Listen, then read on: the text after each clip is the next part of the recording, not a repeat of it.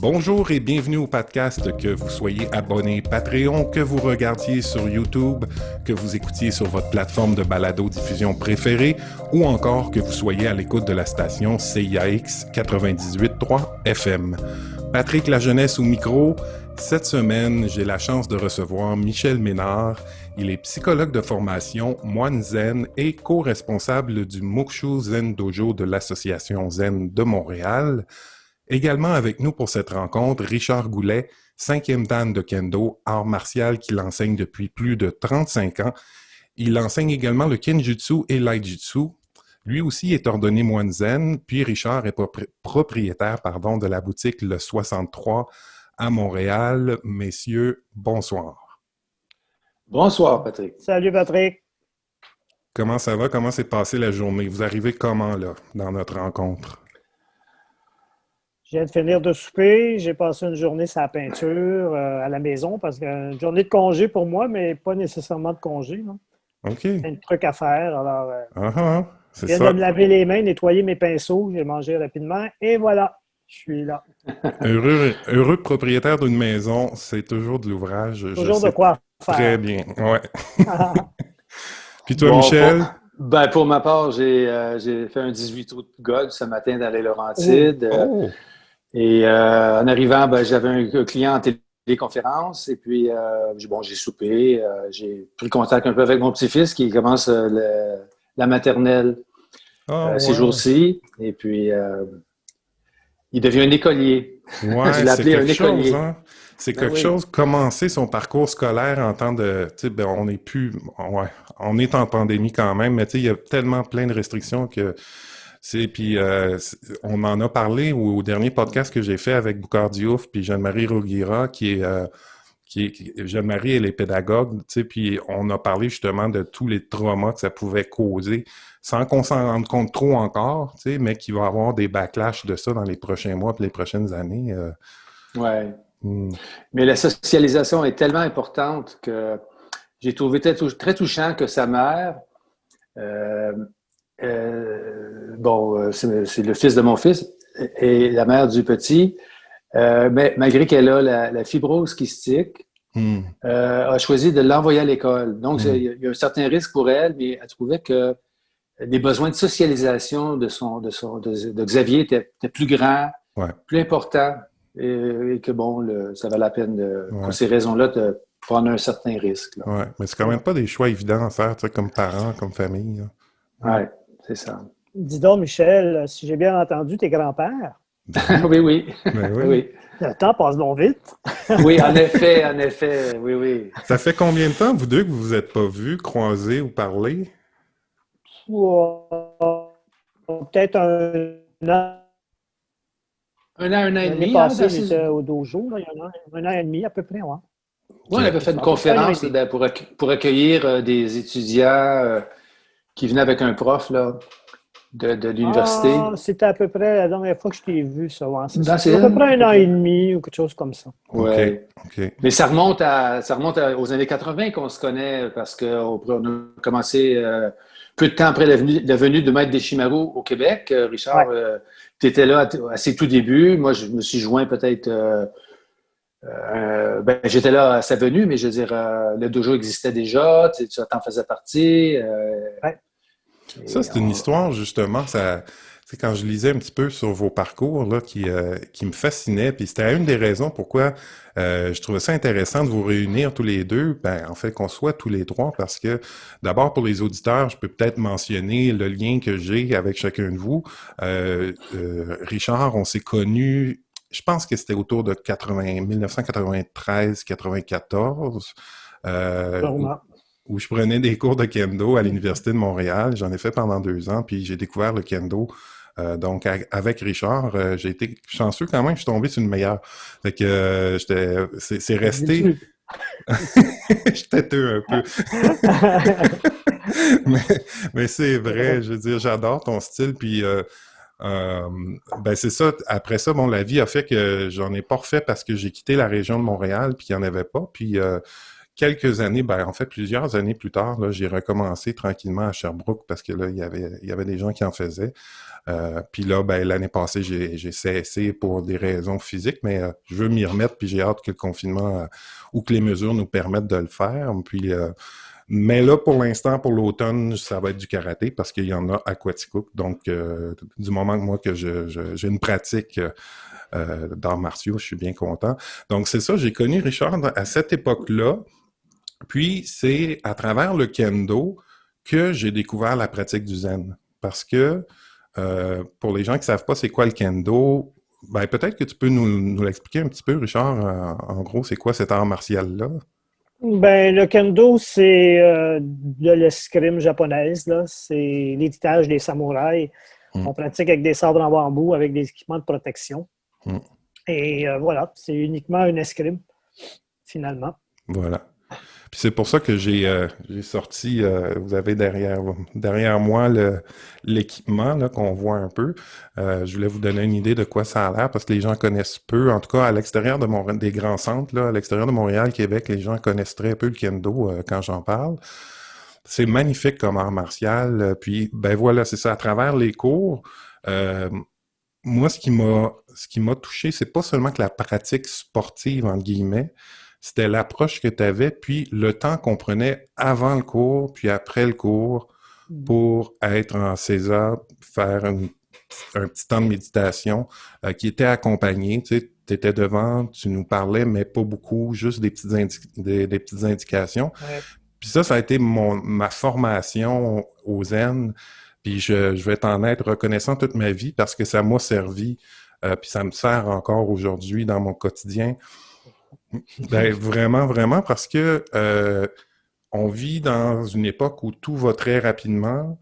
Puis, moi, en plus de ça, j'ai un léger déficit d'attention. Donc, pour passer d'un état ou d'un lieu à un autre, j'ai besoin de cette coupure-là de quelques instants pour me reconnecter avec mon corps, avec ma posture, avec ma respiration. Puis, ne serait-ce que ça, parce que ça peut aller plus loin, le zen, là, il y a toute une philosophie puis une réflexion derrière ça, mais je trouve que déjà, là, la base, la posture, la respiration. Michel, on s'est connus, nous, je t'ai croisé il y a 1 an et demi à peu près, où je suis retourné au Dojo Zen de Montréal pour justement me réinitier parce que ça faisait longtemps que je n'avais pas été en contact avec aussi tout le rituel du dojo que je trouve vraiment intéressant et important qui met tout de suite dans l'esprit, tu sais, la façon d'entrer dans le dojo, de marcher, voilà. Fait que je suis vraiment content de vous voir tous les deux.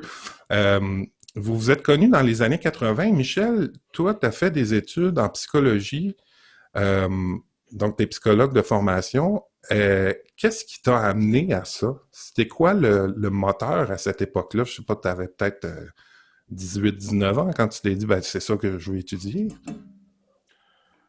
Oui, je me cherchais un peu, comme plusieurs personnes au cégep. Autant à cette époque-là que j'imagine un peu maintenant. Même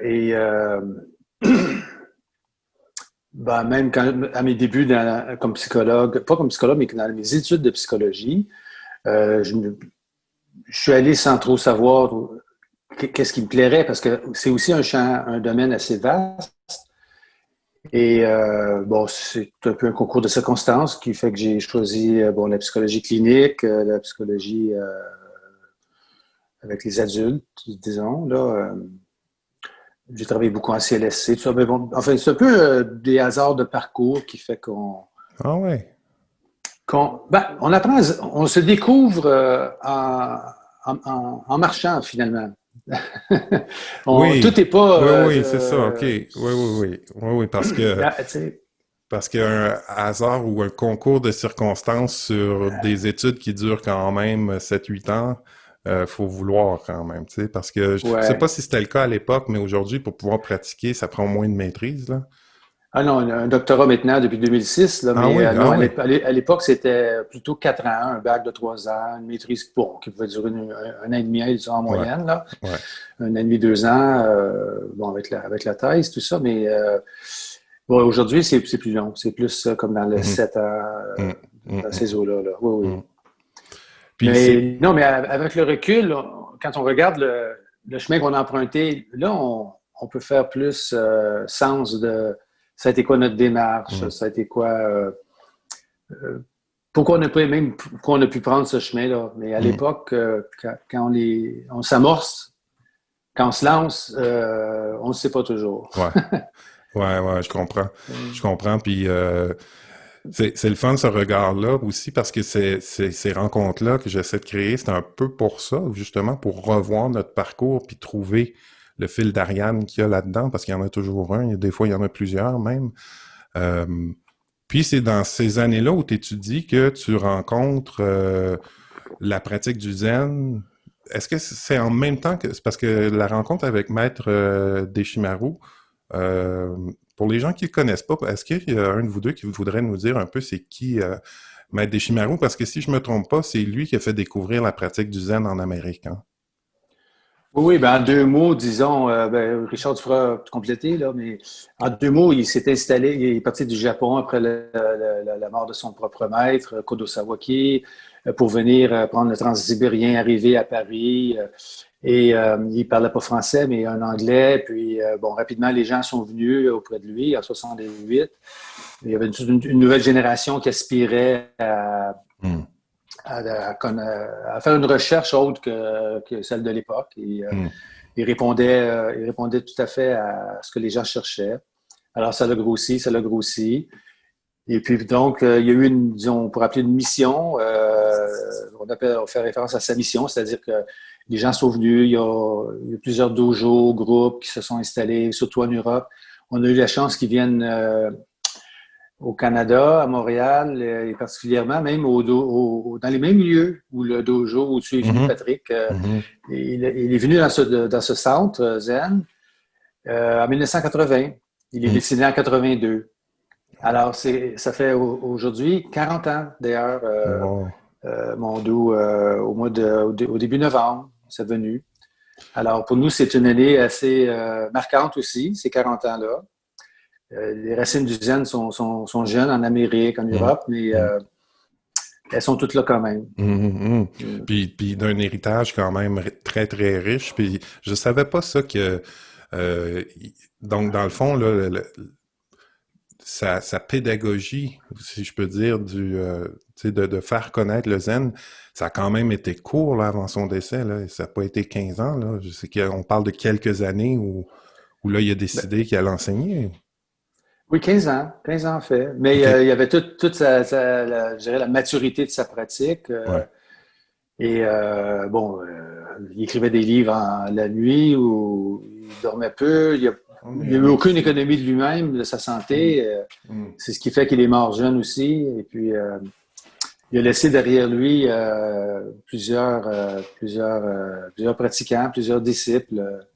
Oui, voilà, c'est une photo, un petit livre. Ce livre-là, c'est Richard, justement, qui nous l'a fait découvrir. Il l'avait sur la table à l'Université de Montréal avant un cours. Puis là, j'ai dit, c'est quoi ça? Il a dit, prends-le, regarde. Puis là, j'ai feuilleté. J'ai dit, je comprends rien. Puis encore aujourd'hui, je continue à le relire, puis j'en fais jamais la même lecture. C'est vraiment un livre de référence. Donc, vous êtes allé, en tout cas, toi, Michel, je suppose que tu es allé en France pour rencontrer Deshimaru. Non, il est venu justement à Montréal. Il avait fait une session zen, une conférence, une session zen, tout ça. Puis, par la suite, je suis allé au temple où il est fondé, ou qu'il a fondé, qui s'appelle la Gendronnière en Europe. Plusieurs pratiquants du dojo à Montréal sont allés. Parce que avant tout, le zen était connu, je veux dire, en Amérique, là, il y a 100 ans, par les livres, nommé D.T. Suzuki, Alan Watts, par exemple, d'autres certainement aussi, mais la pratique ne l'était pas. Et c'est ce qu'il a apporté. C'est ça. Et vraiment, on peut dire que le zen commence là où les mots s'arrêtent. Hein?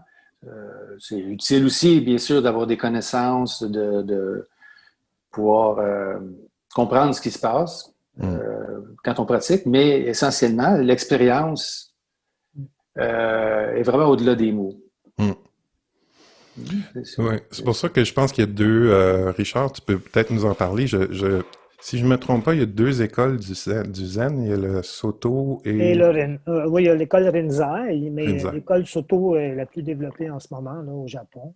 Hmm.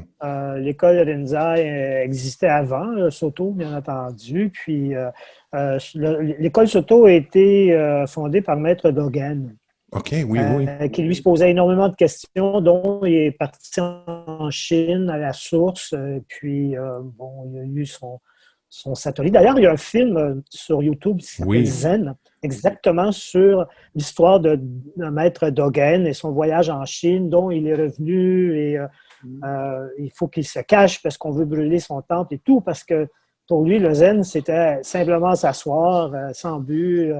Et les autres n'acceptaient pas. Il y avait un genre de jalousie là-bas, fait qu'on voulait le brûler. Alors, on lui a donné un petit temple dans la montagne, on l'a protégé parce qu'il connaissait quelqu'un en politique, au gouvernement, fait qu'on l'a protégé. Ouais. Et c'est devenu le gros temple de la Soto Shu maintenant, qui est, si je ne me trompe pas, Eiji. Hein? Et c'est ça. Alors, le Zen Soto, contrairement au Rinzai, moi, j'ai fait aussi, j'ai suivi chez Maître À Montréal, là? Lo, oui, Maître Lo, Oui. Albert Lo. Oui, C'était Albert. près de Gouin et Saint-Hubert, là, une super belle maison avec un super dojo. J'ai fait une session avec lui, j'ai fréquenté une année. Et Je sais il pas. était plus Rinzai. Excusez-moi de vous Oui, interrompre. Est-ce que, Michel, t'entends ou que ça bloque des fois dans la communication de Richard? Oui, OK. un peu, oui. OK. Je sais pas comment est ta réception Wi-Fi, Richard, ou si tu as d'autres choses d'ouvertes que tu peux fermer. Ça a l'air d'être bien, là, c'est OK. bon. Oui, c'est juste occasionnel des fois où ça accroche, là. Oui, tantôt Mais, aussi, ça accrochait quand Michel parlait. Mais ouais. Ben, ça arrive il dans tous les demandait podcasts, fait que ça ne va pas vous inquiéter. Puis c'est toi, ça, j'ai connu le Rinzai avec M. Lo et c'est différent parce que l'accent n'est pas mis sur le corps. Alors, il n'insiste pas sur la posture qui est très importante, disons, dans le Soto Zen. C'est là qu'il y a la grosse différence. Et aussi, ils ont des rencontres avec le maître où on doit nécessairement avoir un entretien avec. Et ça, je trouvais ça assez spécial, malgré que c'est correct, là, parce que les genres de questions qu'ils te posent, c'est comme des genres de Kwan. Et ben voilà, il faut que tu répondes spontanément. Et c'est une autre direction. Tu vois. Donc, on fait travailler un petit peu plus. Ils sont en attente d'avoir une illumination qu'on appelle un satori. Et ça fait en sorte que c'est bizarre d'être conscient que tu as un satori ou d'avoir une conscience. Parce que aussitôt que tu as une conscience de ça, puis en plus, ça entretient le désir, là, je me semble. Ça entretient aussi, bon, en tout cas, bref, oui, exact. Et Deshimaru le critiquait, mais bon, toujours des critiques positives quand même. Il critiquait beaucoup le Rinzai dans ce cas-là. Et M. Lo, grâce à l'influence je crois, de Maître Deshimaru, parce qu'il l'a rencontré quand il est venu ici, par la suite, son zen est devenu comme un peu plus Soto-zen. Ouais. Et alors, Deshimaru, il avait dit c'est comme le cocktail du zen. Je pense que dans toutes les pratiques, puis dans toutes les religions aussi, il y a des écoles différentes. Même dans le bouddhisme tibétain, il y a plusieurs traditions, plusieurs lignées. Dans le bouddhisme tibétain, on parle plus de lignées. Puis moi, c'était drôle parce que quand on s'est parlé, Richard, il y a quelques jours, je te disais au téléphone... j'ai hâte qu'on parle du zen parce que pour beaucoup de gens, c'est une marque de savon quasiment. C'est devenu tellement un terme popularisé puis vulgarisé qu'à un moment donné, ça perd son essence. Puis je trouvais ça important de parler de la pratique parce que c'est un terme que les gens utilisent beaucoup, beaucoup dans le marketing maintenant. Et malheureusement, les gens ne savent pas toujours de quoi il s'agit. Donc, c'est devenu un peu... Il y a un côté esthétique au zen qui est devenu très répandu, la pureté des lignes, l'esthétisme japonais, ça a fait son chemin, je trouve, plus que la pratique, malheureusement, ou je sais pas si c'est malheureux parce que il y a des gens que ça va amener au zen, cette esthétique-là, donc il n'y a pas, d'après moi, de bonne ou C'est une Ouais. mauvaise façon d'apprendre. Disons que le zen va les amener au zazen. Voilà. Le zen sans le za et rien finalement. C'est ça. Le za qui est la posture. Ouais. Alors, qui est la posture? Exactement. Assise. Simplement s'asseoir. Oui, c'est pour ça que j'ai aimé là, tout le monde rester de cette pratique des arts martiaux, peut-être aussi de la façon que Richard l'amenait avec un peu de méditation au début, à la fin, ça t'aidait vis-à-vis tu parlais d'un léger déficit là, de l'attention en te déplaçant d'une pièce à l'autre, par exemple, ou d'une activité à l'autre. Le fait de te recentrer dans ton corps, dans ta respiration, ça apportait un centrage, justement, qui t'était bénéfique. Et effectivement, le Soto Zen se caractérise beaucoup par le fait de mettre l'emphase sur, encore une fois, la posture, la respiration. La critique essentielle qu'on entendait de Maître Deshimaru vis-à-vis le Zen Rinzai, il disait que c'était comme alimenter le feu avec le feu, un peu le fait d'avoir à réfléchir, de surchauffer le cerveau jusqu'à ce que on se rende compte que les façons de raisonner peuvent pas venir à bout de résoudre ce courant qui nous a été donné. Ben, on lâche prise, on lâche prise. Ouais. Dans le Soto, on s'assoit simplement pour lâcher prise. Et on reconnecte avec son corps, avec sa respiration. C'est très simple. Puis j'ai un collègue, un ami en fait, là, avec qui j'ai étudié, qui a étudié au Japon pendant 10 ans avec Maître Imoto Seitai. En fait, c'est comme de la médecine japonaise. Là. Ça ressemblerait ici à de l'ostéo en Amérique. Puis il m'a dit un truc, puis je pense qu'il sera pas d'accord de m'entendre dire ça parce que j'essaie de rephraser quelque chose. Mais il disait quelque chose comme en Occident, on a besoin de comprendre les choses avant de les faire. Tandis qu'en Orient, on a plus tendance à faire les choses, puis à travers la pratique, on finit par la compréhension s'installe. Tu sais. Puis, donc je me dis que là, tu sais, le Albert Lowe puis le Rinzai, ça devait être quand même populaire parce qu'ici, on a besoin de comprendre tout. Faut que ça passe par l'intellect avant de faire le moindre petit pas. Puis moi, ce que j'appréciais en allant au dojo, puis quand j'ai assisté à la présentation pour l'introduction que tu offrais, Michel, je trouvais ça le fun parce que oui, il y avait une petite partie au début d'explication, mais ça durait peut-être, je sais pas, une demi-heure, ce qui est quand même assez court sur une session de 3 heures. Tu sais. Fait que la plus grande partie du temps, on l'apprenait en silence, dans la pratique, tu sais, dans la posture, dans la respiration. Puis c'est ce que j'ai apprécié. Pour revenir à nos histoires de vie, je me demandais, Richard, toi, Maître Deshimaru, ou l'approche du zen, comment c'est venu dans ta vie, ça? OK. Continue par les arts martiaux, définitivement. Ouais. Moi, j'ai commencé à 14-15 ans. J'ai commencé à faire du karaté. Parce que j'avais vu, il y a des synchronicités dans la vie. Hein. On a toujours ce qu'il veut. On a une guidance. Puis là, j'ai vu à cette époque-là, c'était juste en anglais, la série qui avait été faite avec David Carradine, Kung Fu, qui a passé de 1970 peut-être à 73, qui est absolument génial. Ici, avec ta pour me poser la question. C'est ça.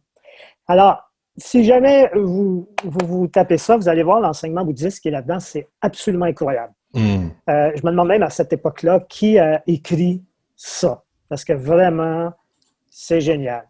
Alors, j'ai commencé le karaté dans les mêmes temps, tu sais, après avoir vu un film de Bruce Lee, bien entendu. On m'a inscrit à une école. Ma mère m'a dit, il y a un YMCA, Verdun, la salle, il y a des cours de karaté. Alors, je suis allé m'inscrire. Et j'ai commencé les arts martiaux. Et bon, le sport, j'étais petit, tu sais, j'étais assez timide, assez introverti. Et ça m'intéressait moins, moi, la compétition, le sport. Après avoir vu l'émission Kung Fu, bien, j'ai commencé à ouvrir plein de livres sur tout ce qu'il y avait autre chose que des techniques là, sur les arts martiaux. Alors là, j'ai lu l'histoire de tous les arts martiaux, le Japon, les samouraïs. tout m'intéressait. Et là, j'ai vu qu'il y avait un lien avec le zen. Fait que le zen est venu quand même à l'oreille. Et à un moment donné, bon, à l'âge de, je crois, c'est 18 ans, 19 ans, parce qu'en 79, non, c'est plus que ça fait à l'âge de 20 ans, je suis arrivé à une bibliothèque, puis j'ai lu ce livre-là ici, Zazen. Je l'ai encore, OK? Et c'est pas l'original parce que je l'ai recommandé à un moment donné sur eBay à un prix de fou. OK. Parce que lui, c'est la première partie du livre que tu es en train de lire, La pratique du zen. OK. Fait que ça, c'est petit. Et La pratique du zen, il a rajouté. Tu sais, il y a beaucoup plus dedans. Oui. Tandis que ça, et moi, j'ai eu un coup de foudre avec ça. Mais vraiment, un coup de foudre quand tu dis que tu es à terre. Là. Puis là, ça coupe beaucoup. qui m'appelait tous les jours, bien entendu. Ça va? Oui, ça coupe beaucoup. J'ai... Attendez, pensé d'éteindre d'autres choses. J'ai tout éteint ce que je pouvais. Parce que des fois, dans le garage, hein, c'est le béton, là, ça passe moins pourtant, bien. mon Wi-Fi est... Ouais. Ouais, mais il est bon, il marque qu'il est très bon parce que j'ai un bon Wi-Fi. Bon. Habituellement. Sinon, je vais changer de pièce si ça continue. Non. Mais là, ça va, là. Ça va. Alors, après avoir lu ce livre-là, bien entendu, ma mère qui m'appelait toujours à chaque soir, à un moment donné, elle dit « Ah, dans la presse, j'ai vu qu'il y avait un dojo à Montréal qui ouvrait pour les portes ouvertes pour la première fois. C'était leur première soirée. C'était en 79. Je crois qu'on était au mois d'octobre ou quelque chose comme ça, au mois de novembre, 79.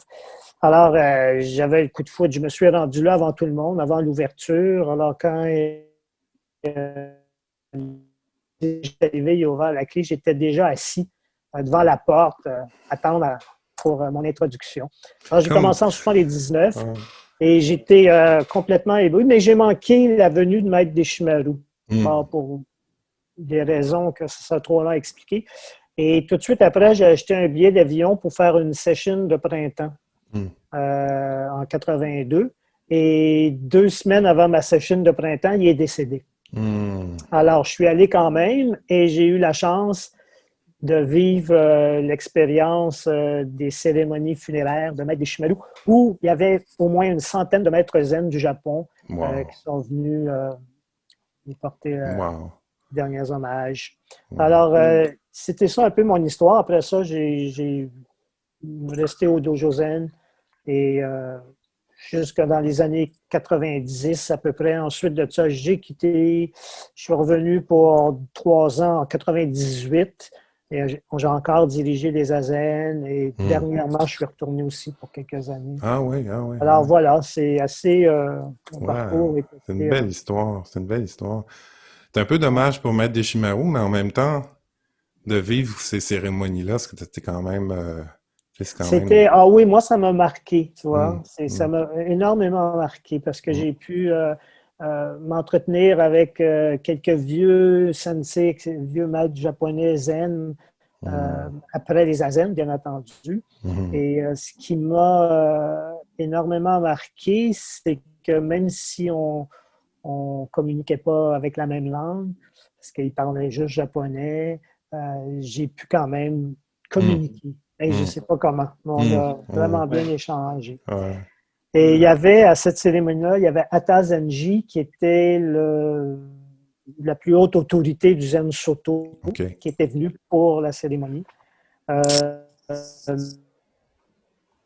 Ils l'ont sorti dans les bras de ses gardes du corps, c'est-à-dire qu'ils l'ont porté parce qu'il était trop faible pour marcher. Et le matin, on allait le porter dans sa chaise. Mais il était assez âgé, là, 90 Et écoute, Richard, comme on a des petits problèmes techniques, ça coupe beaucoup. Je pense qu'on va prendre une petite pause. On est à peu près à la mi-temps. Je vais aller vérifier de mon côté aussi si ça ne viendrait pas d'ici. Donc, Ça fait le break en même temps. Là. Alors, nous revoilà au podcast. Rebonjour à vous deux. On a pris une petite pause. On s'est réorganisé parce qu'on avait des petits problèmes techniques. Là, ça a l'air réglé. On est dans le dojo à Richard. Il nous a montré un petit peu. Ça te dérange-tu de nous remontrer un petit peu? C'est vraiment beau, là. Ah, oui, mais comme je vous dis, il n'est pas. Je l'ai un petit peu modifié. Fait que là, c'est sûr que pour les auditeurs de la radio, ça dit pas grand-chose, mais on voit des objets japonais, donc entre autres une armure de samouraï, un hôtel. Comment t'appelles le tambour? Un taiko. Taiko. Un Ouais. taiko. Donc, c'est Richard qui nous montre un petit peu là, sa pièce. On voit aussi des katanas. Donc, c'est comme, là, tu l'as un peu modifié, tu disais, pendant le confinement. Oui, parce qu'habituellement, de la façon que mes tatamis étaient placés, ils étaient placés, ça faisait le tour du salon Mhm. pour que les gens puissent être face au mur. Mhm. Un Bon. tatami en paille, un tatami de paille, devant l'hôtel, comme Ouais. habituellement dans les dojos zen, ça fonctionne, tu sais. Ouais. Mais à cause du confinement, je voulais m'entraîner, fait que j'ai tous mes tatamis ensemble. Ouais. Et voilà, là, je ne l'ai pas rechangé encore. Mais Puis on peut faire l'entraînement, zazen quand même. quand tu t'entraînes seul chez toi, c'est quoi comme entraînement? Est-ce que c'est kendo? Non, je fais mes katas de karaté, Shotokan. OK. Oui, oui. Et ça, pour moi, ça me donne tellement de ki, d'énergie. J'adore ça. Je l'ai fait tout seul, j'avais assez de place. Puis, quelques exercices aussi. Là. C'est drôle, tout à l'heure, pendant la pause, je riais de moi-même parce que tu parlais, Richard, tu sais, que c'est le cinéma, dans le fond, qui t'a influencé plus jeune, tu sais, Oui. vers la pratique. Puis moi aussi, mais moi, c'était à l'époque de Karate Kid, tu sais. Ah, ben oui, les années 80. Ouais, moi, c'était mes années. Je suis né en 71, fait que, tu sais, dans les années 80, j'avais à peu près ça, 14 ans, 15 ans. Ouais. Puis c'est des films qui m'ont marqué. Puis dernièrement, ben Netflix a sorti, je veux pas faire de la pub pour les gros, là, mais en tout cas, ils ont sorti une série qui est comme, ça s'appelle Cobra Kai. Puis c'est les deux personnages, le méchant puis le bon de Je Karate Kid. sais, j'ai Mais commencé à l'écouter. 30 ans Ouais. plus tard, c'était... C'est on un n'est peu... on n'est plus du tout dans l'esprit. Non, là, c'est ouf.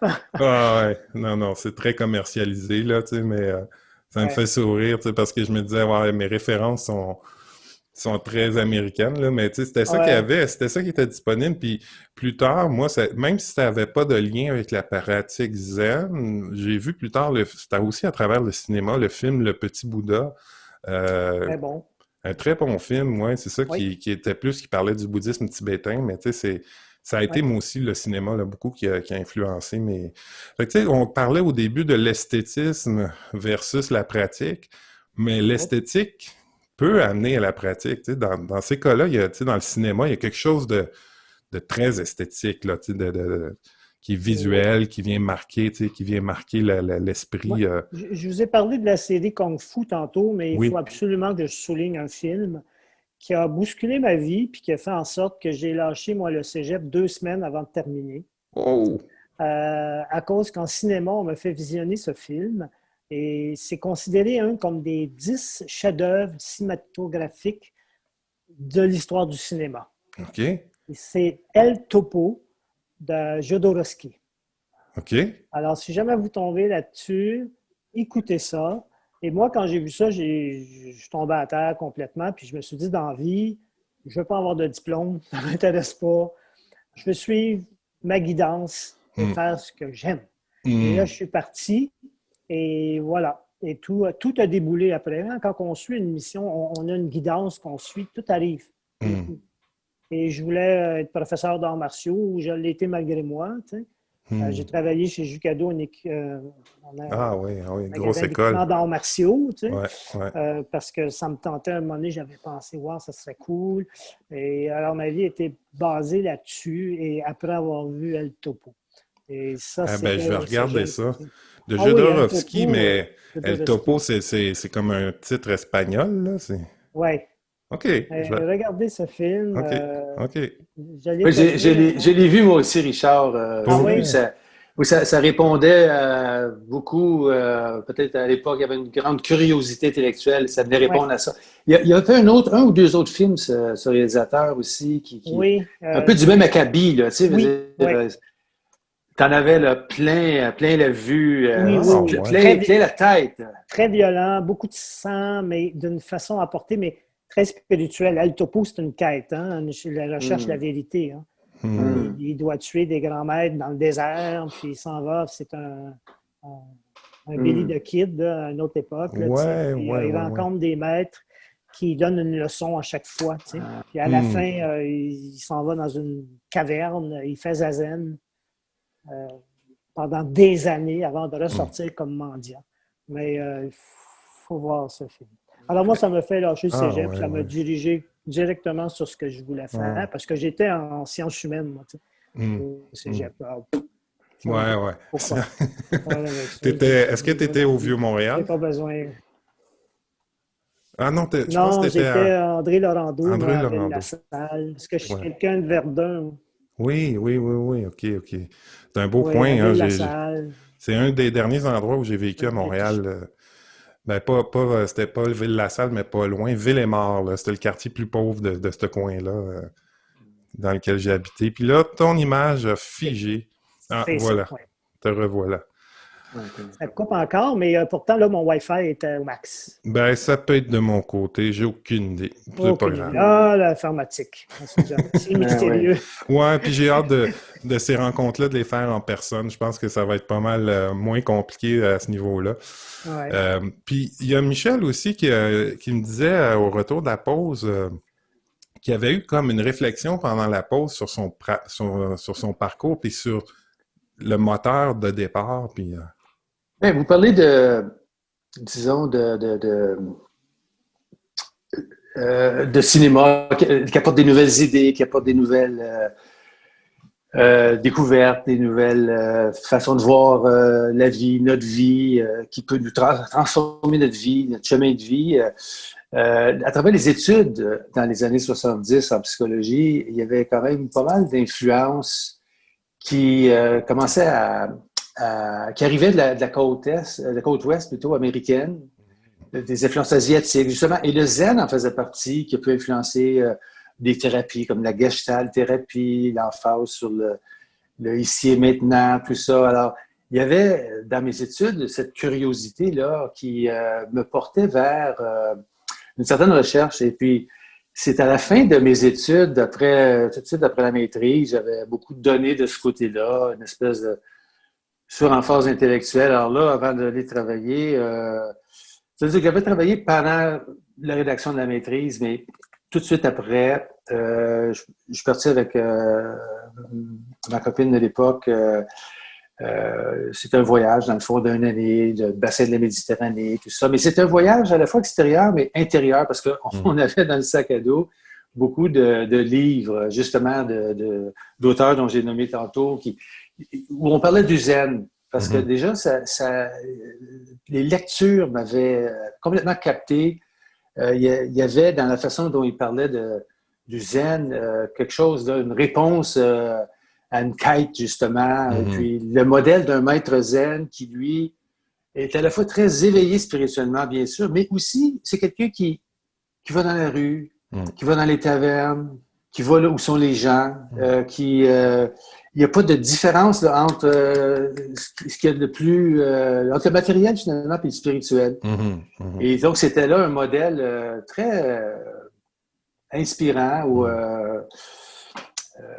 Et d'ailleurs, quand j'ai rencontré Maître Deschimaou par la suite, il incarnait par sa présence mais complètement toutes ces idées que j'ai pu me faire, tout ça. Alors, bon, j'ai pu laisser aller les idées puis suivre la vraie chose. Oui, c'est ça. C'est ça, parce qu'à un moment donné, il y a ce déclic-là qui se fait chez certains, puis pas chez d'autres. C'est celle de la pratique, puis la discipline dans cette pratique-là, puis de l'instaurer comme un mode de vie, quelque chose qu'on fait à tous les jours. Moi, il me semble que j'ai déjà, je sais plus si c'est Michel ou Richard, mais il me semble que c'est Richard qui m'a déjà dit ça. Ça n'a pas besoin d'être 1h30 par jour, Zazen, là, tu sais. Il y a des bonnes méditations qui peuvent durer 10-15 minutes, là. Mais il faut l'instaurer. Il suffit plutôt qu'il faut. Ben oui, il suffit de l'instaurer, mais c'est vrai que ça prend une forte détermination.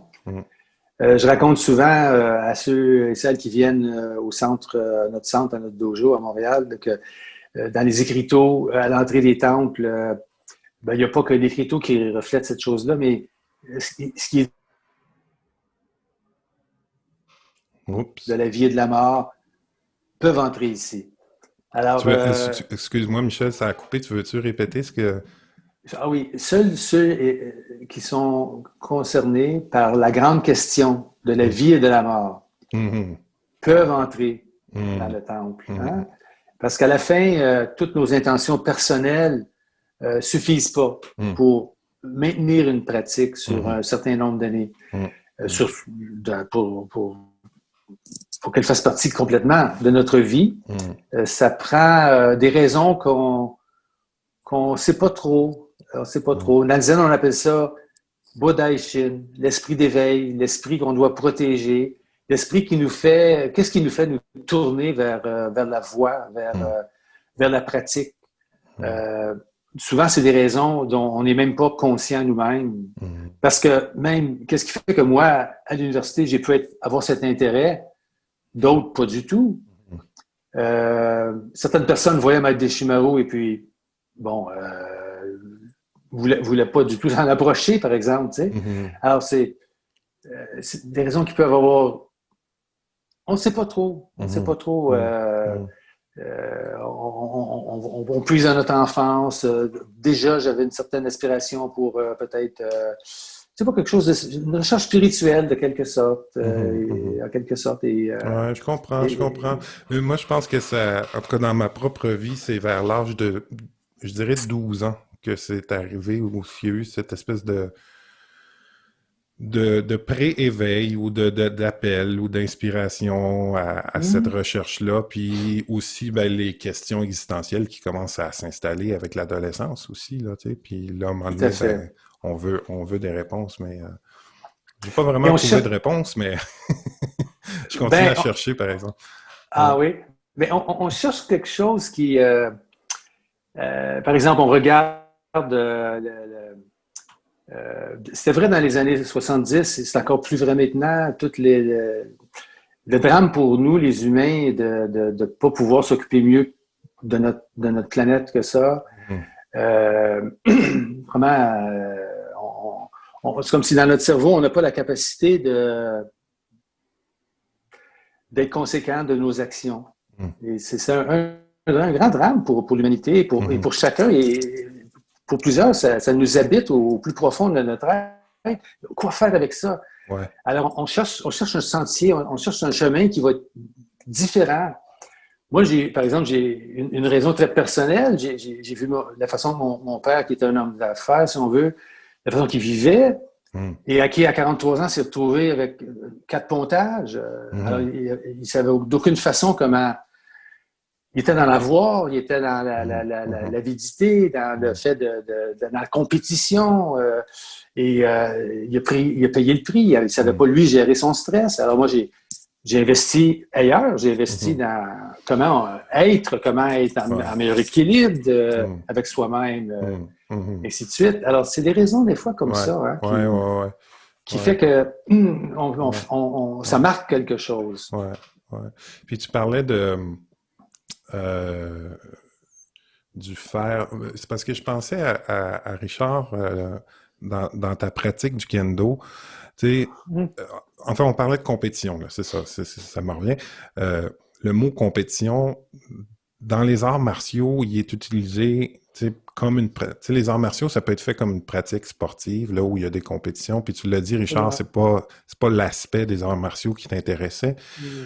Puis moi, ce que je constate, en tout cas, pour t'avoir vu faire du kendo, pour t'avoir vu enseigner, puis aussi, ben, le même week-end, Michel, où je suis allé faire l'introduction au dojo, la veille, j'étais avec Richard, qui m'a donné un cours de kendo.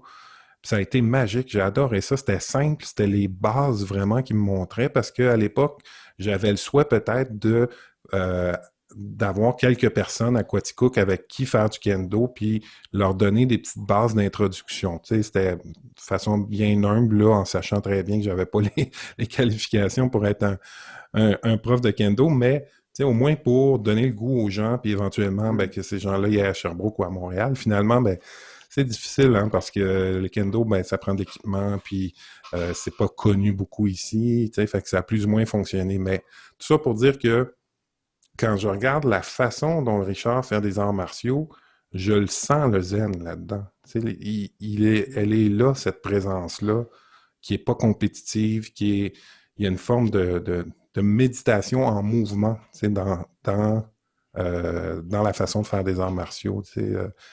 Faut voir Richard se déplacer avec son hakama, on dirait un fantôme, là. Ça bouge. C'est comme une danse, tu sais, c'est magnifique à voir.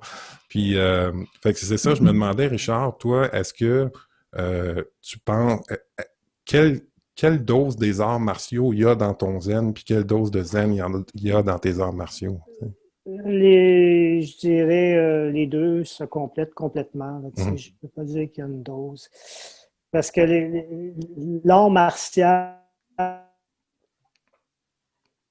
c'est la non-peur pour moi. C'est le plus important. C'est quoi? La non-peur en ce moment, la non-peur. La non-peur, oui. Ouais. C'est le but des arts martiaux. Okay? Et bizarrement, là, j'ai commencé un nouveau club, le club de Kendo à Yamé. Et là, on cherchait un logo avec, bien entendu, habituellement, on met notre logo sur un bandeau là, de tête, le tenugi. On a mis notre logo qui est très beau, qui est un fleur de lys, mais à la façon à la japonaise. Il est super puis, beau. À côté, il faut la mettre 2 kanji. Puis là, j'ai mis la non-peur, parce que moi, c'est ce qui m'a touché aussi au zen quand Maître Deshimaru parlait de la non-peur. Et aujourd'hui, chaque action, chaque pensée, on a le choix entre une connexion dans l'amour ou la peur. Et la non-peur, pour moi, dans les arts martiaux, c'est important. Puis le kendo, pour moi, c'était un art martial, vu que c'est réel, il y a de l'intensité, il n'y a pas de retenue sur nos coups, fait en sorte que, veux pas, à force de pratiquer, tu développes cette perception-là, tu vois. Et d'ailleurs, moi, tu sais que en l'année 2000, je me suis fait hold-upper. C'est une drôle d'anecdote. Et j'avais demandé à l'univers un jour, je me dis, ça fait des années que je fais des arts martiaux puis du zen, j'aimerais tellement ça me faire hold-upper pour voir ma réaction. Et maintenant, il faut faire attention quand on demande à l'univers. Quand on souhaite quelque chose, hein? Hey boy. Et en 2000, j'étais à ma boutique, la boutique Cruella, à l'époque, une boutique gothique. Là, je me rappelle. Et c'était à la fermeture. J'avais une vendeuse assise au comptoir. Moi, j'étais accroupi par terre en train de mettre des boîtes, là, des trucs dans des boîtes. Et là, il y a deux personnes qui sont rentrées avec des cagoules et des revolvers dans leur ceinture en tenant une bouteille de spray pour les yeux. Et ils m'ont crié allez, te donne ton argent, sinon on te spray, puis j'ai un gun, puis je vais te tirer. Tu sais, la pire violence que tu peux connaître. Et puis là, j'étais surpris parce que je me disais, mon Dieu, c'est peut-être quelqu'un de mes étudiants qui est en train de me faire une joke, tu sais, parce que ça se peut pas que ça m'arrive. Ça fait des années que j'en parlais, tu sais, des fois, je me suis fait jamais hold-upper. Alors, ça m'est arrivé. Et là, j'ai senti, c'était quoi? Qu'est-ce que les arts martiaux m'ont donné? Et étonnamment, mes deux agresseurs sont devenus les victimes. À cause que, je ne sais pas, la réaction que j'ai eue, elle était spontanée, sans peur. Il y avait toujours un tuyau d'accroché, nous, près de la caisse. C'était pour mes vendeuses. Je me suis dit, si un jour il arrive quelque chose, servez-vous du bâton en métal. C'est un tuyau d'1 pouce. Et quand je me suis fait comme ça, hold-upper, j'étais vraiment en contrôle. Vraiment en contrôle, sans peur. Et là, j'ai senti pourquoi tant d'années d'arts martiaux et de zen pouvaient m'amener. Et effectivement, j'ai levé les mains, comme on dit de faire à l'autodéfense. Il s'est approché dans ma caisse, il a voulu prendre un billet, puis j'ai sorti le bâton en une fraction de seconde, puis j'en ai assommé un sur le comptoir. Et il s'est relevé, mais complètement sonné. Il était tellement sonné qu'il a enlevé sa cagoule.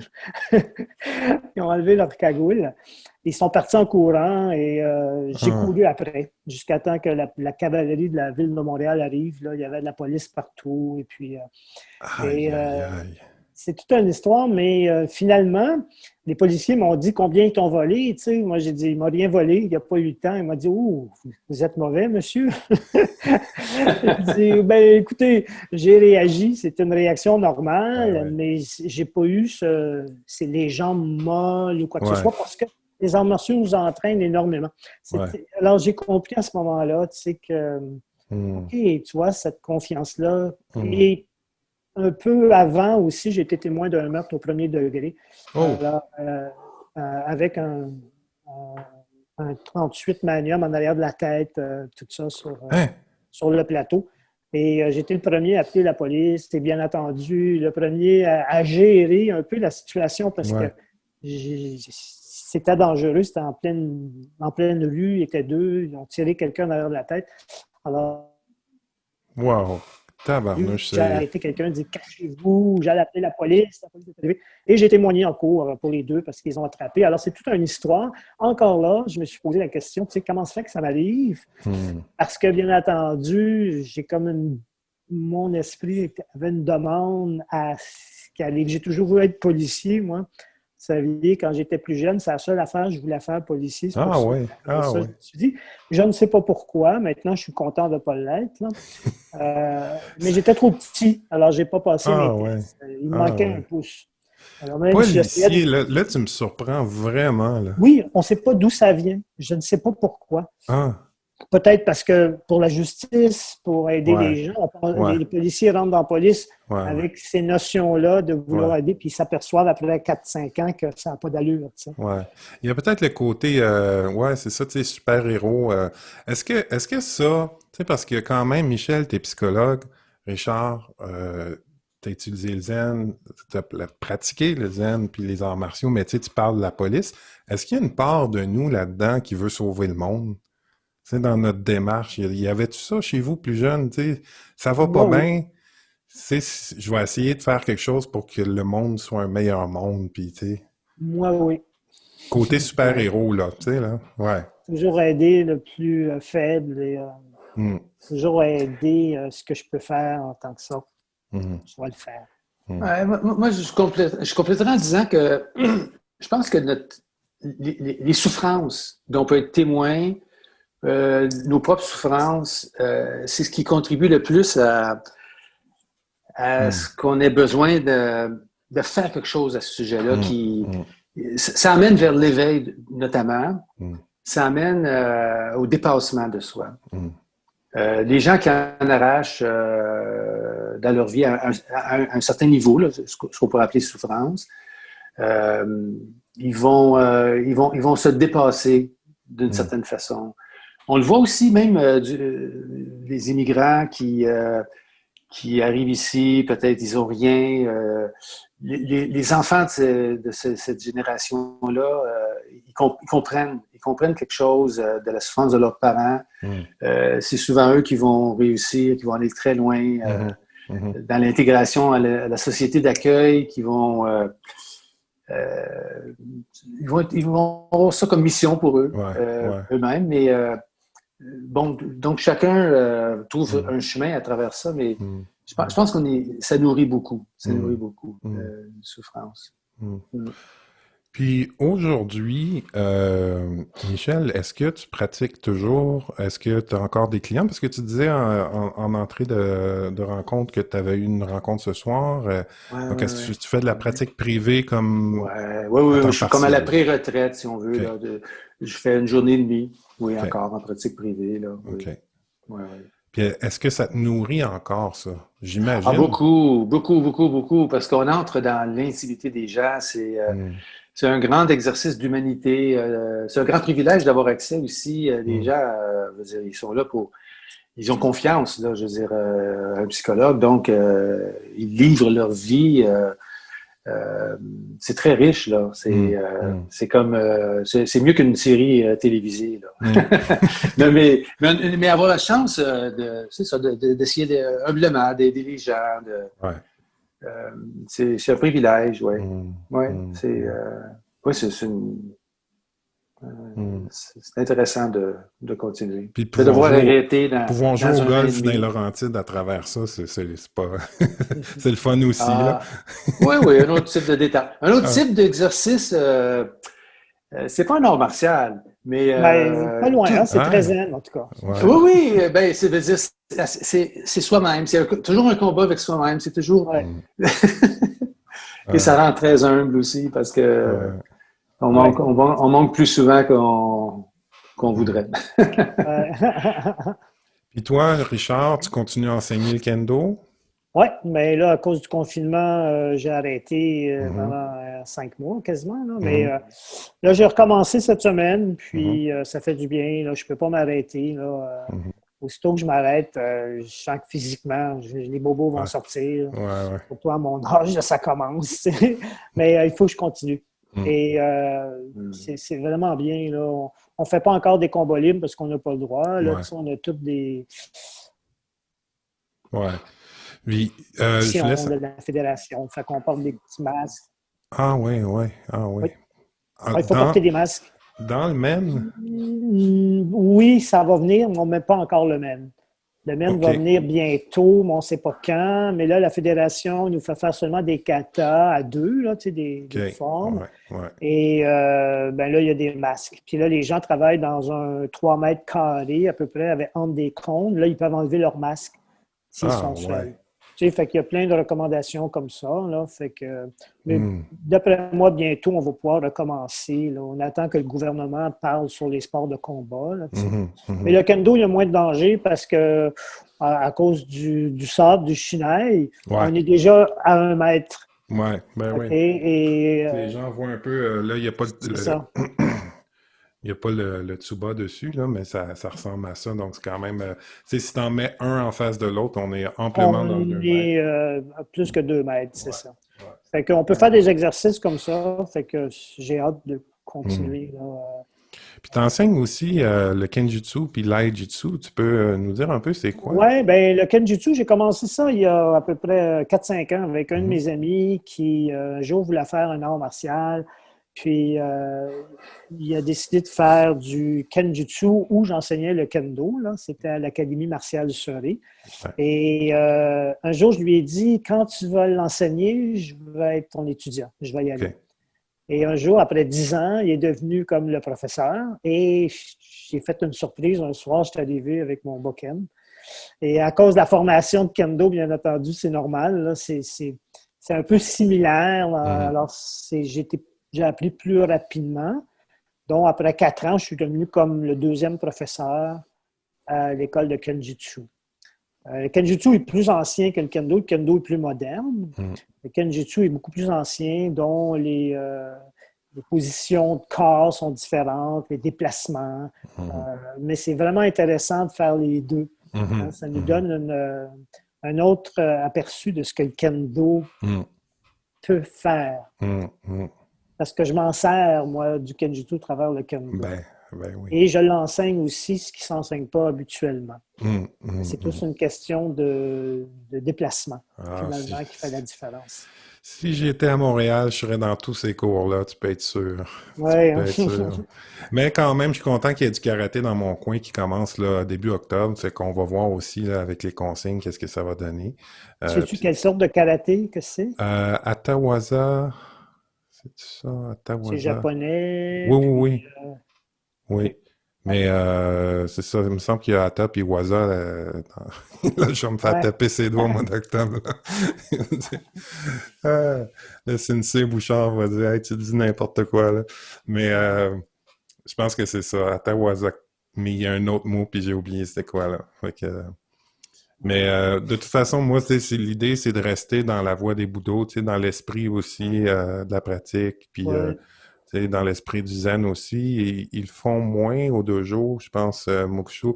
Puis il y a un truc que je voulais savoir. Le Dojo Zen de Montréal s'appelle Mokushu ou Mokusho. Mokusho. Ça veut dire la lumière silencieuse. Dojo Zen de la lumière silencieuse. Alors pourquoi dans le kendo, quand le sensei demande aux étudiants de faire zazen en Césaire, pourquoi il dit mokushu? Non, il dit mokuso, c'est pas pareil. Ah, Ça, ok. c'est pas pareil. Mokuso! Mokushu. Ça veut dire, mokuso, Mokusuyame. en japonais, ouais, c'est ça, ça veut dire comme méditer. Ok, Puis mokusuyame, c'est arrêter de méditer. c'est ça. C'est terminé. Ouais. Mais ça se ressemble, ouais. Mais c'est Ah juste ouais, c'est ça. Je pensais que la même chose. je pensais que c'était le même terme. Puis pourquoi on dit zazen puis seiza? Tu sais, comme seiza, c'est la C'est juste la posture. position à genoux. C'est ça. C'est ça. C'est ça, c'est s'agenouiller. Alors, Donc, il n'y a pas nous, on fait, forcément.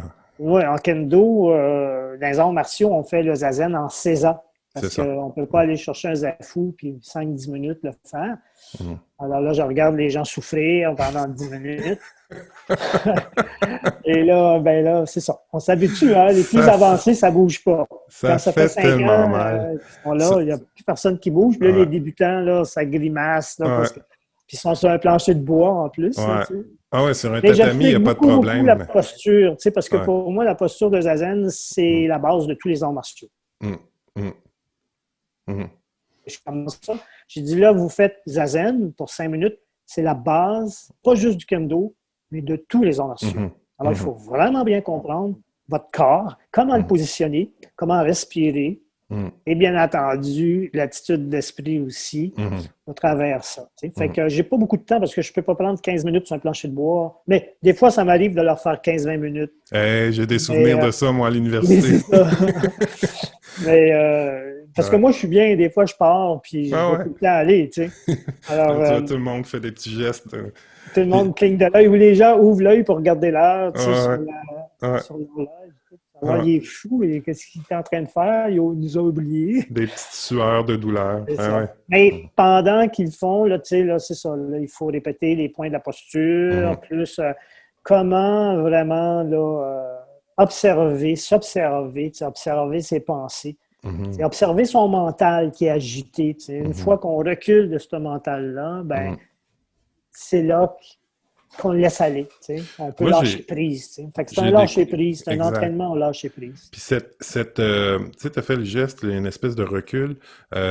Même en écriture, moi, à travers les études, j'ai découvert le mot grec époqué, qui est époqué, qui est comme justement tu sais, une espèce de distance par rapport à l'observateur qui Oui. observe l'objet.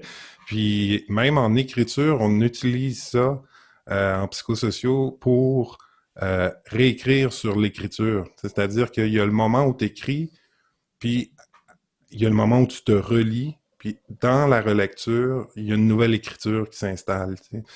Puis je me demande des fois, ce jeu-là des postures dans le zen, tu sais, comment c'est abordé. Est-ce que il y a des niveaux où c'est simplement tu observes tes pensées sans essayer de les saisir ni de les juger, simplement les laisser passer pour ce qu'elles sont. Mais déjà, cet exercice-là, il y a déjà un deuxième niveau, là. Absolument.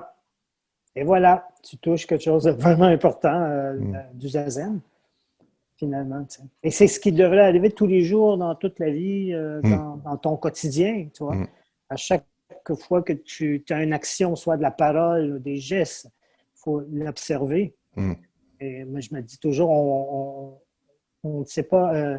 n'oubliez pas qui vous êtes vraiment. Tu sais. Je dis toujours ça parce qu'on n'est pas le petit personnage qu'on pense être. Tu sais. Moi, j'aime beaucoup la science et en ce moment, depuis les 8 dernières années, je crois, je me suis vraiment intéressé à la science. Alors, et étonnamment, la science rejoint vraiment ce que le bouddhisme ancien, surtout le zen, ça se rejoint, c'est incroyable, mais d'une façon scientifique, il arrive à la même chose. Tu vois? Parce qu'on sait que en ce moment, l'illusion dans laquelle on vit, parce que vous vivez d'une illusion en ce moment, hein, il n'y a pas de matière, ça on le sait, scientifiquement, la matière n'existe pas. Alors, on crée avec l'observation, avec notre conscience, le monde matériel est créé. Et alors, c'est intéressant parce que dans le Anya Shingyo, le sutra dont on récite après le Zazen, dans l'Anya Shingyo, quand on dit Kuzuku Zeishiki, Shikizuku Zeku, on répète exactement dans la physique quantique que les phénomènes, tous les phénomènes en ce moment, ne sont fruits que de nos sens. Ça veut dire qu'on les crée au fur et à mesure. Alors, si on tourne à la physique quantique où on est capable de prouver aujourd'hui que la plus petite particule d'un atome est capable, si on ne l'observe pas, elle devient de l'onde ou elle devient une infinie de possibilités. Et si on l'observe, elle redevient de la matière. Alors, c'est l'observateur qui crée le monde dans lequel on est. Tu sais. Oui, voilà. Alors, tiens, on a perdu Michel. Non, je pense que... On va chercher un bon livre. Oui, c'est ça. Et ça, c'est important ce que tu dis parce que il faut apprendre ce qu'on est. Moi, il y a une parole en zen. Quelqu'un me dit, qu'est-ce que le zen?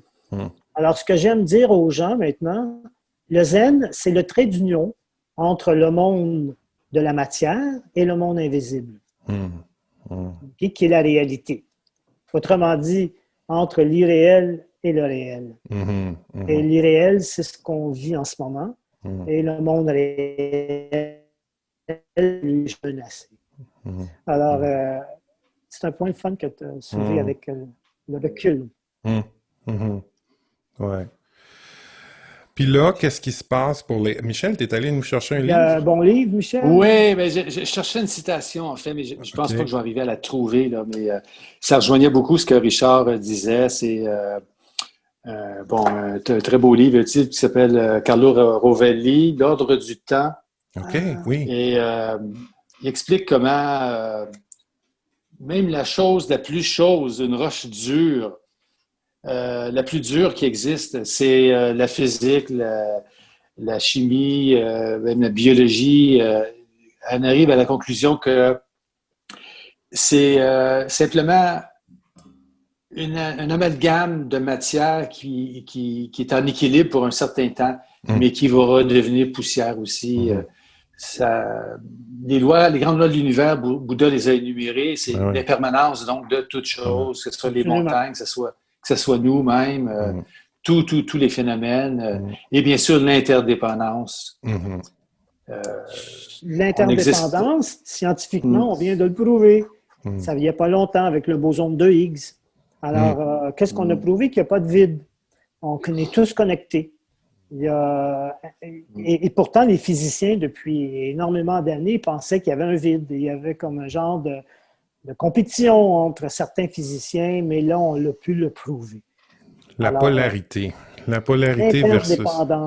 versus l'interdépendance. Parce que la polarité, on en vit beaucoup socialement présentement. Je veux dire, depuis toujours, là, mais il y a les crises nous font... On devrait toujours revenir à ce pattern de polarisation, que ce soit dans les discours, que ce soit dans le mental, que ce soit même dans le corps, alors que tout nous enseigne qu'on est interdépendant, puis que la connerie que je peux dire sur Facebook m'affecte autant que la personne à qui je le dis, là, tu sais. Il n'y a pas de distinction à faire là, entre ces deux choses-là. Absolument. Ouais.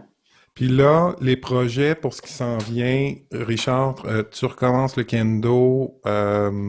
Est-ce que la boutique, est-ce que ça a arrêté? D'abord, je voudrais en parler un petit peu parce que il y a une chose aussi que j'ai pas dite qui a marqué ma rencontre avec Richard, c'est que j'ai travaillé quelques jours ou quelques semaines dans une de tes boutiques, une des premières, qui était Ziggy. Zougi. Zougi sur Mont-Royal, j'avais la tête rasée, je faisais du kendo, puis je travaillais pour mon maître, là, j'étais dans cet esprit-là un petit peu. Puis, c'était une friperie sur Mont-Royal que j'avais acheté en 1991. Ouais, t'avais les cheveux longs puis une Beatle. Exactement. Ouais. Là, je m'étais laissé pousser les cheveux parce que les années 80, j'étais rasé. Mais j'ai eu un mohawk à un moment donné. Hein. Tu sais que Ah, ouais, j'ai le manqué zen le me mohawk. fait. Oui, parce que moi, quand j'étais allé à la Gendronnière en France, Mhm. quand j'ai connu, je suis revenu avec une ordination, puis je me suis rasé le crâne. Et puis, à cette époque-là, crâne rasé, on te regardait comme si tu étais soit Un tu avais le skinhead. cancer Ouais. ou surtout, je m'en venais à l'université, les gens pensaient que j'avais le cancer ou quoi. Tu sais, il n'y avait pas beaucoup de crâne rasé. Ouais. Puis quelqu'un me dit ah, tu devrais aller au fouf. Ben, à l'époque, les Mhm. foufounes électriques, Mhm. il y a plein de monde de rasé. Fait que je suis allé au foufounes électriques et je suis resté là pendant quasiment 3 ans. J'ai quasiment fait l'ouverture. J'étais quasiment un meuble là-bas. Ah, t'as Euh, travaillé là? moi, j'ai fait des interviews avec Claire Lamarche, les ponts vous dérangent-ils et tout. Et Ah, j'étais moine zen en même temps. C'était ah. assez intéressant, mais je vivais vraiment Hey, les cette personnalités. entrevue-là, là, de Claire Lamarche, est-ce que les punks vous dérangent? Là, ma sœur était là-dedans. Ah bon, ben voilà. Moi, j'étais assis avec un mohawk vert. Et à cette époque-là, ben, je m'étais poussé un petit mohawk vert, mais là, le problème, c'est que je dirigeais au Dojo Zen Ah, de Montréal. Fait qu'à un moment donné, il a poussé, puis jusqu'à temps que les dirigeants là-bas du dojo, je ne me rappelle pas c'était qui, Michel, puis il m'avait dit ouais, tu sais, c'est cool, peut-être ton mohawk, mais tu sais, les gens qui viennent aux zen, ils ne comprennent pas nécessairement.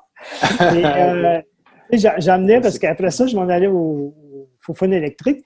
Fait que j'emmenais un sac pour m'habiller, tu sais. Fait que dans le vestiaire, là, je mettais mes chaînes, mes affaires. Puis là, je partais au Fofone. Puis là, le monde me regardait, on leur disait, mais qu'est-ce que c'est ça, tu sais? le moine Et, punk. Ah. et Mais ça, j'ai l'année toujours. quand que le gothique a commencé, ils ont Oui, c'est ouvert ça. Cruella. Ouais. Ben là, j'avais acheté un corbillard, tu sais. Fait que moi, ma voiture, c'était un corbillard à Montréal, tu sais.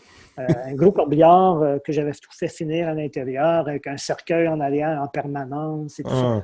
Mais il fallait que j'aille diriger les Azen quand même, tu sais. Fait que j'allais au dojo Zen, puis je stationnais mon gros corbillard devant le dojo Zen. un petit peu gêné, un petit peu. Il y avait un petit Moi, malaise des j'ai fois, mais toujours bon. aimé ça, cet aspect de toi, là, un peu, tu sais, un peu Désolé, disjoncté. hein? Ouais. Un peu disjoncté, mais hyper connecté quand même. Puis je trouve qu'il n'y a pas de. C'est pas quelque chose pour moi qui a pas de sens ou qui est incohérent. Au contraire, tu sais, Michel, tu parlais des moines, tu sais, qui étaient dans la vie, qui étaient, tu sais, puis je vois Richard comme ça un petit peu, tu sais, il a vécu ces époques, puis on a parlé d'esthétisme, je reviens à ça aussi. Moi, je considère Richard qu'il a un côté artistique très développé, puis qu'il vit à sa façon à travers les entreprises qu'il y a eu, les boutiques, tu sais, que ça soit Cruella ou maintenant, tu sais, le 63, c'est ça? Oui. Puis qui est encore aussi artistiquement, esthétiquement très affirmé, tu sais. Puis là, on est plus dans l'univers de la moto puis du vintage. Tu sais. Donc, ça a été comme des époques, tu sais, je dirais pas des modes, parce que c'était plus qu'une mode, c'était un mode de vie, là, tu sais, que tu avais, Ouais. Richard. Quand tu adoptais un style, tu y allais all-in, là, tu sais. Puis, Ouais. mais moi, Ouais. j'ai toujours aimé ça. Je me suis lancé à fond dans ce qui m'intéressait. Finalement, j'ai jamais barré là-dessus. Tu sais, c'est Hum, comme, hum, pourquoi pas, tu vois. hum, Pourtant, j'ai jamais pris de drogue de ma vie, tu sais. hum. Puis des fois, je me dis, ah, je devrais commencer avant de mourir, tu sais, essayer ça au moins une fois. Parce que, tu sais, j'ai jamais pris d'âge, rien, tu sais. Ah, J'ai le goût de faire de quoi, là, tu sais. Je buvais pas non plus, j'ai jamais bu, tu sais. hum. Quand j'étais au Fofone électrique, j'avais eu une interview à un moment donné pour le TV Hebdo, une affaire comme ça, là, tu sais, sur les Foufounes. Puis là-dedans, il parlait de moi. Il disait, oh, on a même rencontré un punk. Il se dit moine zen, puis il boit juste de l'eau au bord, tu sais, comme si ce que je disais, c'était n'importe quoi. Tu sais. Oui. Tu sais, voyons donc, tu sais, un punk qui peut être moine zen. Voyons donc, tu sais, Voyons donc, ça n'a qui pas de boit juste sens. de l'eau. Ah, ouais. Fait que, on s'était moqué de moi un peu comme ça. Là, tu sais. Ah, ouais. Mais c'est ça. L'important, c'est de pratiquer sérieusement, mais de ne pas se prendre au sérieux. Tu sais, j'ai Voilà, toujours dit. ouais, ouais, c'est Bien ça. dit, bien dit. Ouais. Ouais, Pas ouais, se prendre au sérieux. Tu sais. Puis ouais. suivre notre guidance. Tu sais. Hum, Tout le monde n'est pas pareil, tout le monde est hum, différent. Tu sais. hum, Puis tant mieux, tu sais, vivez ce que vous hum, avez le goût de vivre. Tu sais. C'est hum, ça qui est la vie. Tu sais. hum, Elle est belle, la vie. Des fois, l'éveil, c'est bien, mais je me dis, éveiller de quoi? Tu sais. Quand on dit hum. l'éveil, c'est quoi l'éveil? Ben, c'est se réveiller. C'est juste d'assimiler puis de bien comprendre qui on est vraiment. Chaque chose qu'on fait, c'est possible. C'est un jeu. Puis découvrir ça, c'est pas toujours joyeux non plus, là. Tu sais, je veux dire, découvrir qu'on est... Ça peut être très beau, mais ça peut être aussi très souffrant pour certaines personnes, tu sais, de voir ça. Ça dépend ce qu'ils découvrent. C'est pas découvrir notre vraie nature qu'il faut découvrir. Notre vraie nature. Ce qu'on est vraiment, pour moi, c'est pas du domaine de la matière, là, tu sais. Parce que vraiment le découvrir, c'est un processus qui comme un épanouissement, parce que le découvrir, c'est aussi de l'accepter, c'est aussi être en paix, c'est aussi devenir le meilleur ami de soi-même, qui qu'on soit. Qui qu'on soit. Hein? C'est accepter, être en paix, être le meilleur ami de soi-même. Oui, absolument, tu sais. Et de juste vivre, comme on est, et d'accepter qui on est, bien entendu. Ce qu'on est vraiment, on le découvre. Mais ce qu'on vit en ce moment, ben on vit... Dites-vous qu'on vit avec des croyances, avec une éducation, des croyances. C'est juste d'observer ça à chaque fois. C'est ça. C'est pas tellement le fait que... C'est pas tellement le fait qu'on est construit qui est le problème, c'est le fait de ne pas le voir ou de ne pas le rencontrer ou de ne pas aller à la rencontre de ça. Parce que des constructions, j'en ai plein, on en a tous, tu le dis, notre éducation, notre environnement. Mais si on est conscient ou on essaie à tout le moins de prendre conscience de ça au quotidien, cette construction-là devient moins rigide, moins compacte. Absolument. C'est un jeu, c'est le fun. Moi, j'aime ça. Il y a des affaires que je sur Facebook, j'envoie des trucs, mais ça ne m'affecte pas, tu vois. Parce que je me dis, aujourd'hui, l'important, c'est que tout le monde va avoir raison. Tu sais. C'est ça. Mais dans le cours d'Amira, qui disait quelque chose que j'aime beaucoup, c'est choisis-tu d'être heureux ou avoir raison? Parce que tu ne peux pas avoir les deux. Fait que moi, je choisis d'être heureux, pas d'avoir raison. Ben, t'as bien raison.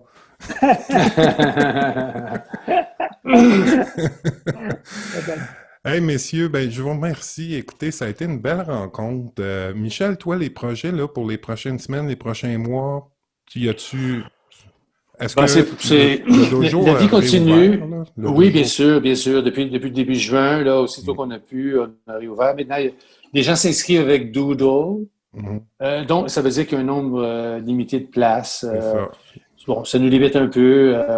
Pas toutes les activités, par exemple, on a des retraites. Justement, aujourd'hui, on se disait qu'on concluait qu'une retraite ne pouvait pas être possible là, parce qu'il n'y a pas assez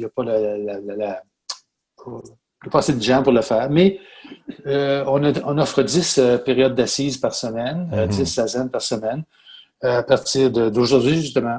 Ils sont tous réouverts. Et on peut être 10 dans le dojo à la fois. Et puis, c'est fantastique. La pratique continue. Bon. Là, on a eu des introductions. C'est ça. J'encourage les gens à aller faire cette introduction-là parce que c'est vraiment, vraiment le fun. C'est vraiment intéressant. C'est simple. On se casse pas la tête. Michel nous dirige avec simplicité, bienveillance. Puis c'est vraiment une belle expérience. Donc, sous la vidéo, les gens peuvent voir, je vais mettre les liens, la boutique Le 63 à Katumbo, Ayame et le Dojo Zen Mokusho de Montréal. Alors, un grand, grand merci à vous autres. Et puis, moi, je fais le souhait, comme ça, avant qu'on se laisse, qu'il y ait un Dojo Zen en Estrie un jour qui rayonne, puis qui attire des gens, puis que je puisse y aller. Puis ça, c'est vraiment un souhait. Patrick, inquiète-toi pas. Si j'ai à déménager de Montréal, je m'en vais en Estrie. Ça, c'est sûr. C'est l'endroit rêvé pour nous, pour moi et ma blonde. Voilà. On est allé visiter l'Estrie, puis là, on a dit, c'est là. Ça veut dire que si tu viens en Estrie, tu aurais aussi le projet de peut-être démarrer un dojo? Absolument, ça me suit, ça. J'ai même Hey, j'ai pas à faire des souhaits bien longtemps. Hein? Attention à ce que tu demandes à l'univers. Hein? Tu peux te ramasser avec un hold-up. Ben, écoutez, c'était vraiment une belle rencontre. Merci à vous autres. Et puis, au plaisir de se revoir dès que c'est possible. Merci beaucoup. Au revoir, Michel. Oui. On va se recroiser, nous, Richard. Et puis, salut bien. Il n'y avait pas de session cette année? Vous ne faites pas de session? Ben non, c'est à l'automne, là. À l'automne. Je veux dire, on devait en avoir une au mois d'octobre. Mais l'année prochaine. Celle-là. Ah oui, certainement. Ouais. Donc, pour les gens, un session, c'est. Tu sais, parce que, bon, là, il faut le dire, c'est quoi? Oui, c'est une retraite, une retraite de 2 jours et demi. Voilà. Donc, il y en aura à l'automne. Donc, on peut surveiller ça sur, j'imagine, sur le site du c'est ça. Ouais. Bon, ben encore merci, messieurs. Bonsoir. Namasté. Namasté. Bye bye. OK. Salut.